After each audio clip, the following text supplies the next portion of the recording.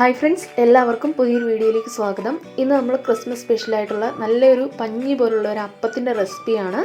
ഇത് ഇൻസ്റ്റൻ്റായിട്ട് വളരെ പെട്ടെന്ന് അരിയൊന്നും അരയ്ക്കാതെ തയ്യാറാക്കാൻ പറ്റുന്ന നല്ലൊരു പഞ്ഞി പോലുള്ള ഒരു അപ്പത്തിൻ്റെ റെസിപ്പിയാണ്. അപ്പോൾ നമുക്കിത് എങ്ങനെയാണ് തയ്യാറാക്കുന്നതെന്ന് നോക്കാം. അപ്പോൾ അതിന് വേണ്ടി ഞാനിവിടെ എടുത്തിരിക്കുന്നത് 1 കപ്പ് അരിപ്പൊടിയാണ്. നല്ല ഫൈനായിട്ടുള്ള അപ്പത്തിൻ്റെയൊക്കെ ഒരു പൊടിയാണ്. പിന്നെ ഇതിലേക്ക് ഞാൻ ചേർക്കുന്നത് ചോറാണ്. ഞാനിവിടെ ഒരു 1/2 കപ്പ് ചോറ് ചേർത്ത് കൊടുക്കുന്നുണ്ട്. ഇനി നിങ്ങളുടെ ഈ ചോറില്ല എന്നുണ്ടെങ്കിൽ ചോറിന് പകരമായിട്ട് വേണമെങ്കിൽ അവലും ചേർക്കാവുന്നതാണ്. പിന്നെ ചേർത്ത് കൊടുക്കുന്നത് തേങ്ങയാണ്. ഞാനിവിടെ ഒരു 1/2 കപ്പോളം തേങ്ങ ചേർത്ത് കൊടുക്കുന്നുണ്ട്. ഇതിൽ കൂടുതൽ വേണമെങ്കിലും ചേർത്ത് കൊടുക്കാം. പിന്നെ ഒരു 1/2 ടീസ്പൂണോളം ഈസ്റ്റാണ് ചേർത്ത് കൊടുക്കുന്നത്. ഇത് ഇൻസ്റ്റൻറ്റ് ഈസ്റ്റാണ്. പിന്നെ 1 ടീസ്പൂൺ പഞ്ചസാര ചേർത്ത് കൊടുക്കുന്നുണ്ട്. ഇനി നമുക്കിതിലേക്ക് വെള്ളം ചേർത്ത് കൊടുത്തിട്ട് ഒന്ന് മിക്സ് ചെയ്തെടുക്കണം. അപ്പോൾ ഞാനിവിടെ എടുത്തിരിക്കുന്നത് ഇളം ചൂടുള്ള വെള്ളമാണ്, പച്ചവെള്ളം അല്ല. ഇളം ചൂടുള്ള വെള്ളം കുറേശ്ശെ ഒഴിച്ചു കൊടുത്തിട്ട് നമുക്കിതുപോലെ ഒന്ന് മിക്സ് ആക്കിയിട്ട് എടുക്കാം.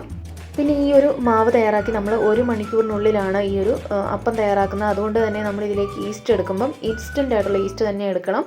എന്നാൽ മാത്രമേ 1 മണിക്കൂറിൽ നമുക്കിത് റെഡിയാക്കിയിട്ട് എടുക്കാൻ പറ്റുള്ളൂ. ഇപ്പോൾ ഇതുപോലെ ഒന്ന് മിക്സ് ചെയ്തെടുത്തിട്ടുണ്ട്.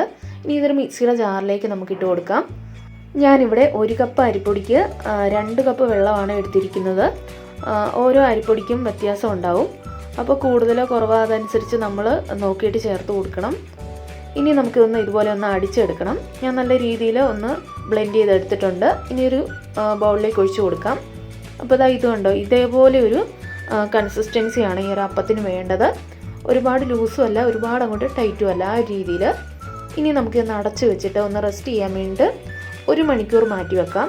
കറക്റ്റ് 1 മണിക്കൂറാണ് വെക്കുന്നത്. അപ്പോഴത്തേക്ക് ഇത് പൊങ്ങി കിട്ടും. പിന്നെ ഒരു കാര്യം ശ്രദ്ധിക്കണം, നമ്മളിത് പെട്ടെന്ന് പൊങ്ങി വരാൻ വേണ്ടിയിട്ട് അടുപ്പിൻ്റെ എവിടെയെങ്കിലും ചൂടുള്ള സ്ഥലത്ത് എവിടെയെങ്കിലും വെക്കുവാണെങ്കിൽ പെട്ടെന്ന് തന്നെ പൊങ്ങി കിട്ടും. അല്ലാന്നുണ്ടെങ്കിൽ നമുക്ക് ചോറൊക്കെ വയ്ക്കുന്ന ഒരു റൈസ് കുക്കറുണ്ട്, അതിൽ ഇറക്കി വെച്ചാലും പെട്ടെന്ന് തന്നെ പൊങ്ങി കിട്ടും. ഇപ്പോൾ ഞാൻ 1 മണിക്കൂറിന് ശേഷമാണ് എടുക്കുന്നത്. ഇപ്പോൾ നന്നായിട്ട് പൊങ്ങി വന്നിട്ടുണ്ട്. പാത്രത്തിൻ്റെ മുകൾ വശം വരെ പൊങ്ങി വന്നിട്ടുണ്ട്. കാണുമ്പോൾ മനസ്സിലാവും നല്ല ഫ്ലഫി ആയിട്ടാണ് ഇരിക്കുന്ന മാവ്. അപ്പോൾ നമുക്കിത് ചെറുതായിട്ട് ഇതുപോലെ ഒന്ന് മിക്സ് ചെയ്തിട്ട് എടുക്കാം. അപ്പോൾ ഇനി നമുക്കിത് അപ്പം ചുട്ടെടുക്കാം. അപ്പോൾ അതിന് വേണ്ടി ഞാനിവിടെ ഒരു പാൻ വെച്ച് കൊടുത്തിട്ടുണ്ട്. പാൻ നന്നായിട്ട് ചൂടായിട്ട് വന്നു കഴിയുമ്പം നല്ല ഹൈ ഫ്ലെയിമിൽ തന്നെ വെച്ച് കൊടുക്കാം. എന്നിട്ട് ഓരോ തവി ബാറ്റർ ഇതുപോലെ ഒഴിച്ചു കൊടുക്കാം. ഇതിങ്ങനെ പരത്തി കൊടുക്കേണ്ട കാര്യമൊന്നുമില്ല കേട്ടോ, കറക്റ്റ് ആ ഒരു ഷേപ്പിന് തന്നെ വരും. അപ്പോൾ ഇതുപോലെ നല്ല ഹോൾസ് വരാനായിട്ട് തുടങ്ങും. നന്നായിട്ട് ഹോൾസ് വന്നു കഴിയുമ്പോൾ നമുക്കിതുപോലെ ഒന്ന് ഫ്ലെയിം ഒന്ന് കുറച്ച് വെച്ചിട്ട് ഒന്ന് അടച്ച് വെച്ച് കൊടുക്കാം. ഇനി ഒരു മീഡിയം ഫ്ലെയിമിൽ വെച്ചിട്ട് വേണം കുക്ക് ചെയ്തെടുക്കാൻ. പെട്ടെന്ന് തന്നെ ആയിട്ട് കിട്ടും.